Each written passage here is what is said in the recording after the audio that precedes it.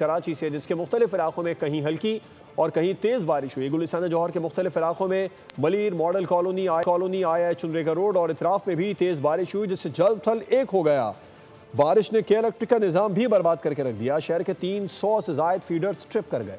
बारिश हल्की होना थी, बादलों ने बाबू बना दिया। मी ऐसा बरसा कि कराची वाले शॉक्ड रह गए। धूप को चीरते बादलों ने शहर कायद का एक बार फिर हुलिया बिगाड़ दिया। तेज तूफानी बारिश से शहरी सरप्राइज्ड होकर रह गए। कुरंगी, शारा फैसल, मलीर, मॉडल कॉलोनी में हवा के जकड़ों के साथ बारिश ने धो डाला। डिफेंस, लाडी, सदर, किमाड़ी, PIB में भी बादल जमकर बरसे। गुलिस्तान जौहर, गुलशन इकबाल समेत अतराफ में भी बारिश हुई। बारिश ने के इलेक्ट्रिक का निजाम भी तबाह कर दिया। शहर के 300 से ज्यादा फीडर ट्रिप कर गए। सबसे ज्यादा बारिश डिफेंस में 8.8 मिलीमीटर रिकॉर्ड की गई। PF फैसल बेस पर 7, मौसमियात पर 5.4, जिना टर्मिनल पर 4.4 मिलीमीटर बारिश रिकॉर्ड हुई।